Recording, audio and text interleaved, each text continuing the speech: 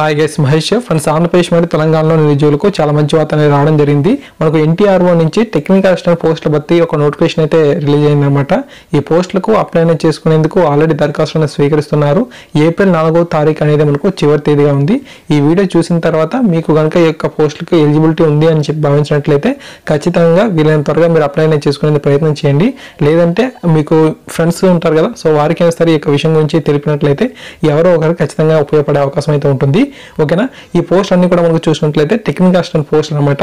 ఇవన్నీ కూడా మనకు నాన్ గెస్టెడ్ కి సంబంధించిన పోస్టులు. ఒక సెంట్రల్ గవర్నమెంట్ ఎంప్లాయీకి సంబంధించి ఎటువంటి మనకు ఫెసిలిటీస్ అయితే ఉంటాయి అవన్నీ కూడా ఈ పోస్టులు కానీ ఉండడం జరుగుతుంది. శాలరీ కూడా మనకు చాలా బాగుంటుంది. ఇవన్నీ కూడా మీరు చూడవచ్చు.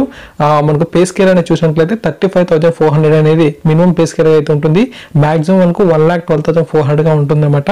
మీరు యొక్క జాబ్ కొట్టినట్లయితే మీకు day rent allowance, house rent allowance, transport allowance, level travel concession and తర్వాత మనకు children education allowance, social allowance, medical facilities, ఇలా మనకు చాలా ఫెసిలిటీస్ అయితే మనకు ఈ యొక్క జాబ్ ద్వారా మనకు లభించడం అయితే జరుగుతుందన్నమాట. చాలా తక్కువ కాంపిటీషన్ అయితే ఈ యొక్క పోస్టులకి అయితే ఉండబోతుంది. ఎందుకంటే మీరు దరఖాస్తు చేసిన ప్రతి ఒక్కరికి కూడా ఎగ్జామ్ అనేది రాసేందుకు అవకాశం అయితే లేదు. ఆ యొక్క పోస్టులకు అనుగుణంగా 1:50 నిష్పత్తిలో మనకు హాల్ టికెట్స్ అనేవి ఇష్యూ అనేది చేస్తారంట. సో ఆ విధంగా మనకు ఈ యొక్క ఎగ్జామ్ అనేది కండక్ట్ చేయబోతున్నారు. అంటే మనకు అర్థమవుతుంది ఈ యొక్క పోస్టులకు చాలా తక్కువ సంఖ్యలో మనకు పోటీ అనేది ఉండబోతుందని చెప్పి బాగా అవగాహన అయితే అనిపిస్తుంది.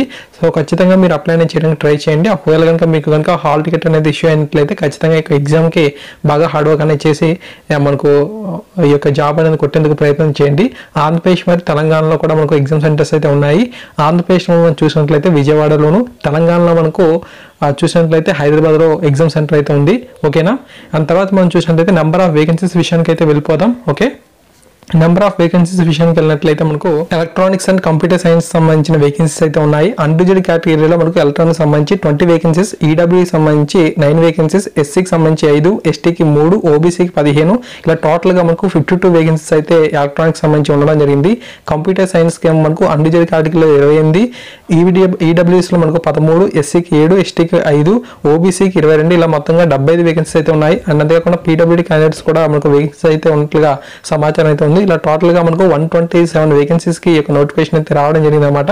సో ఈ యొక్క 127 వేకెన్సీస్ కి మనకు ఎవరైతే దరఖాస్తు అనేది చేస్తారో వారికి షార్ట్ లిస్ట్ అనేది తీసి ఎగ్జామ్ అనేది కండక్ట్ చేయడం జరుగుతుంది అనమాట. ఓకేనా. సో ఇక్కడ చూడవచ్చు ఎలక్ట్రానిక్స్ సంబంధించి ఏ ఎగ్జామ్ అంటే మనకి ఏ క్వాలిఫికేషన్ అనేది ఉండాలి అని చెప్పి వీరైతే ఇన్ఫర్మేషన్ అయితే ఇచ్చారు.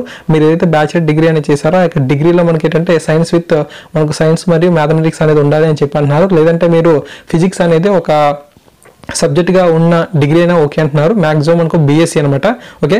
బీఎస్సీ ఉంటే ఖచ్చితంగా మీరు ఈ యొక్క జాబ్ కానీ అప్లై చేసుకోవచ్చు. లేదంటే మనకు 3 years సంబంధించిన డిప్లొమా ఇన్ ఇంజనీరింగ్ ఏదైతే ఉంటుందో అది మనకు ఎలక్ట్రానిక్స్ లో కానీ, కమ్యూనికేషన్ లో కానీ, ఎలక్ట్రానిక్ అండ్ కమ్యూనికేషన్ లో కానీ, టెలికమ్యూనికేషన్ కానీ, ఎలక్ట్రానిక్స్ అండ్ టెలికమ్యూనికేషన్ లో కానీ, సో దేనికి సంబంధించిన సరే డిగ్రీ అనేది ఉంటే ఇంజనీరింగ్ డిప్లొమా కనుక ఉన్నట్లయితే ఖచ్చితంగా ఈ యొక్క పోస్టులకి అప్లై అనేది చేసుకోవచ్చు. ఓకే. అండ్ అంతేకాకుండా కంప్యూటర్ సంబంధించిన పరిజ్ఞానం కూడా ఉండాలి అని చెప్పి ఈ యొక్క ఎలక్ట్రానిక్స్ పోస్ట్ కి మనకి ఇవ్వడం జరిగింది. అదే తరహాలో మనకు కంప్యూటర్ సైన్స్ సంబంధించి కూడా ఈ పోస్టులకు మనకు డిగ్రీలో ఖచ్చితంగా సైన్స్ అండ్ మ్యాథ్స్ అయితే ఉండాలని చెప్పి అంటున్నారు. లేదంటే ఫిజిక్స్ అనేది ఒక సబ్జెక్ట్ గా ఉండాలని చెప్పి కూడా చెప్పడం జరుగుతుంది.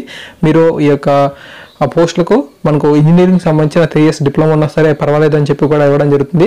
మాక్సిమం మనకు 30 years అనేది మనకు దాటకూడదు అని చెప్పి అంటున్నారు. ఓకే. సో 30 years అనేది ఖచ్చితంగా మనకు దాటకూడదు అని చెప్పి అంటున్నారు. అయితే మనకు కింద ఏజ్ రిలాక్సేషన్ సంబంధించి ఇన్ఫర్మేషన్ ఇవ్వడం జరిగింది. సెంట్రల్ గవర్నమెంట్ జాబ్ సంబంధించిన ఏదైతే మనకు ఎస్సీ కానీ, ఎస్టీ కానీ ఇతర క్యాండిడేట్స్ అందరికీ కూడా ఏజ్ రిలాక్సేషన్ అయితే ఉంటుందో అదే తరహాలో మేము కూడా ఇస్తామని చెప్పి అనడం అయితే జరుగుతుంది. అయితే మనకి ఇక నోటిఫికేషన్ లో ఏజ్ రిలాక్సేషన్ అనేది ఎన్ని ఇయర్స్ అనేది ఇచ్చారని చెప్పి క్లారిటీగా లేదు. అఫీషియల్ వెబ్సైట్ అయితే చెక్ చేశాను, అక్కడ కూడా మనకు పెద్దగా క్లారిటీ అయితే లేదనమాట. ఓకేనా ఫ్రెండ్స్. ఇంకా ముఖ్యమైన తేదీల విషయానికి వెళ్ళినట్లయితే మార్చి 15వ తారీఖు నుంచి కూడా ఆన్లైన్లో దరఖాస్తు అనేది స్వీకరిస్తున్నారు. ఏప్రిల్ 4 అనేది ఈ యొక్క పోస్టులకు అప్లై చేసుకునేందుకు చివరి తేదీగా అయితే ఉంది. మీరు ఏప్రిల్ 4వ తారీఖుల్లా ఈ యొక్క పోస్టులకు అప్లై అనేది చేసుకోండి.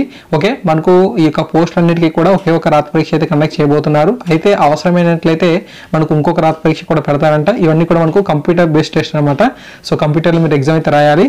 ఓకే. సో టైర్ 1 ఎగ్జామ్ అనేది మనకు ఏప్రిల్ 28వ తారీఖున అయితే ఉండబోతున్నట్లుగా సమాచారం అయితే ఉంది. ఒకవేళ అవసరమైనట్లయితే టైర్ 2 ఎగ్జామ్ అయితే కండక్ట్ చేస్తామని చెప్పి అన్నారు. టైర్ 2 ఎగ్జామ్ అనేది మే 18, 19 తేదీల్లో కండక్ట్ చేస్తాము అని చెప్పి అంటున్నారు. మాక్సిమం మనకు ఈ యొక్క పోస్టులకు టైర్ 1 ఎగ్జామ్ మాత్రమే ఉండే అవకాశం అయితే ఉంటుంది. కాబట్టి మీరు టైర్ 1 ఎగ్జామ్కి బాగా ప్రిపరేషన్ అయితే అవ్వండి. ఫ్రెండ్స్ ఇంకా ఎగ్జామ్ సంబంధించిన ఇన్ఫర్మేషన్ కనుక చూసినట్లయితే ఒకవేళ కనుక మీరు ఎలక్ట్రానిక్ సబ్జెక్ట్ మీద ఎగ్జామ్ అనేది రాయబోతే మనకి ఇక్కడ general science and current affairs నుంచి క్వాంటిటేటివ్ ఆప్టిట్యూడ్ అండ్ రీజనింగ్ సంబంధించి క్వశ్చన్స్ అయితే వస్తాయి. మీరు ఎంచుకున్న ఎలక్ట్రానిక్ సబ్జెక్ట్ మీద కూడా మనకు క్వశ్చన్స్ అయితే వస్తాయంట. ఇలా మనకు 100 క్వశ్చన్స్ అయితే వస్తాయి. ఒక్కొక్క క్వశ్చన్ కి 4 మార్క్స్ చెప్పిన 400 మార్క్స్ అయితే ఎగ్జామ్ అయితే ఉంటుంది. 2 hours అనేది మనకు ఎగ్జామ్ టైం అయితే ఇచ్చారు. కంప్యూటర్ సైన్స్ సంబంధించిన ఇన్ఫర్మేషన్ చూస్తే general science and current affairs quantitative aptitude reasoning నుంచి క్వశ్చన్స్ అయితే వస్తాయి. అలాగే మీరు కంప్యూటర్ సైన్స్ నుంచి కూడా క్వశ్చన్స్ అయితే రావడం జరుగుతుంది. 100 క్వశ్చన్స్ అయితే ఉంటాయి. ఒక్కొక్క క్వశ్చన్ కి 4 మార్క్స్ అయితే ఉంటుంది. 2 hours పాటు మీరు ఎగ్జామ్ అనేది రాయాల్సిన అవసరం అయితే ఉంటుంది. అంతేకాకుండా మనకు నెగిటివ్ మార్కింగ్ కూడా ఉండబోతున్నట్టుగా సమాచారం. ఇక్కడ మనకు ఒక్కొక్క తప్పు ప్రశ్నకు 1 మార్క్ అనేది పోతుందని చెప్పి వీళ్ళైతే ఇవ్వడం జరిగింది. ఓకేనా, మనకు ఇంకా సెలక్షన్ ప్రొసీడ్యూర్ విషయానికి వెళ్ళినట్లయితే ఈ పోస్టులకు అప్లై చేసిన ప్రతి ఒక్కరికి కూడా టైర్ 1 ఎగ్జామ్ అనేది రాసేందుకు అవకాశం అయితే ఉండదు. ఓకే, సో ఒక పోస్ట్ కి 50 మంది చొప్పున అభ్యర్థులు అయితే వారు సెలెక్ట్ చేసుకొని వారికే ఈ యొక్క ఎగ్జామ్ టైర్ 1 రాయడానికి అవకాశం అయితే ఇస్తున్నట్లుగా సమాచారం అయితే ఉంది. ఓకే, సో చాలా తక్కువ కాంపిటీషన్ అయితే ఉంటుంది. ఒకవేళ కనుక మీకు అవకాశం అనేది ఈ జాబ్స్ కి రాయడానికి అవకాశం అయితే ఖచ్చితంగా మీరు బాగా ప్రిపరేషన్ అయితే అవ్వండి. అండ్ తర్వాత మనం చూసినట్లయితే ఎగ్జామ్ సెంటర్స్ విషయానికి వెళ్ళినట్లయితే ఆంధ్రప్రదేశ్లో విజయవాడ, తెలంగాణలో హైదరాబాద్లో మనకి ఎగ్జామ్ సెంటర్స్ అయితే ఉన్నాయి. సో ఇతర ప్రాంతాలకు సంబంధించి కూడా మీరు చూడవచ్చు. మీకు ఎక్కడ అవకాశం అయితే ఉంటే అక్కడ మీరు ఈ యొక్క ఎగ్జామ్ అనేది అటెండ్ అయితే అవ్వండి. ఓకేనా ఫ్రెండ్స్, నెక్స్ట్ మనకు అఫీషియల్ వెబ్సైట్ అయితే మీకు చూపిస్తున్నా. ఈ యొక్క అఫీషియల్ వెబ్సైట్ తాలూకు లింక్ అనేది మీకు వీడియో డిస్క్రిప్షన్ అయితే ఇచ్చాను. ఓకే, మీరు అఫీషియల్ నోటిఫికేషన్ కూడా డౌన్లోడ్ చేసుకుని అది కూడా మనకు వీడియో డిస్క్రిప్షన్ అయితే ఉంది. ఆ యొక్క లింక్ ని క్లిక్ చేయగానే ఇక్కడ మీరు పేజ్కి వచ్చేస్తారు. ఇక్కడ మీరు చాలా క్లారిటీ ఇన్ఫర్మేషన్ అనేది ఈ పోస్ట్ సంబంధించి మీరు తెలుసుకోగలరు. వీటన్నిటిని కూడా మీరు బాగా చదువుకోండి. ఓకేనా, సో టాప్ లో మనం చూసినట్లయితే ఆన్లైన్ అప్లికేషన్ అని చెప్పి ఇన్ఫర్మేషన్ అయితే ఉంది. ఈ యొక్క ఆన్లైన్ అప్లికేషన్ మీరు క్లిక్ అనేది చేయాలి. ఇక్కడ మనకి ఏంటంటే ఎగ్జామ్ కోడ్ అనేది ఇచ్చారు, ఎగ్జామ్ నేమ్ అయితే ఇచ్చారు. ఓకే, సో మీరు ఎగ్జామ్ కోడ్ ని క్లిక్ చేయండి. తర్వాత మనకు ఆటోమేటిక్ గా టెక్నికల్ అసిస్టెంట్ అని చెప్పి మనకు ఇన్ఫర్మేషన్ అయితే రావడం జరుగుతుంది. తర్వాత మీరు ఇండియన్ అని చెప్పి అడుగుతుంది. ఎస్ అని చెప్పి క్లిక్ చేయండి. తర్వాత మనకు కంప్యూటర్ నాలెడ్జ్ ఉందా అని చెప్పి అడుగుతుంది. సో ఇక పోస్ట్ కి కూడా మనకు కంప్యూటర్ నాలెడ్జ్ అనేది అవసరం. అందువల్ల ఎస్ అని పెట్టి స్టార్ట్ రిజిస్ట్రేషన్ అని చెప్పి క్లిక్ చేయాల్సిన అవసరం అయితే ఉంటుంది.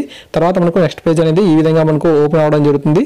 ఓకే, సో నెక్స్ట్ ప్రాసెస్ అనేది ఈ విధంగా ఉంటుంది. ఇక్కడ మనకి ఏంటంటే టాప్ లో చూడండి సబ్జెక్ట్ ఆర్ స్ట్రీమ్ అని చెప్పి ఉంది కదా.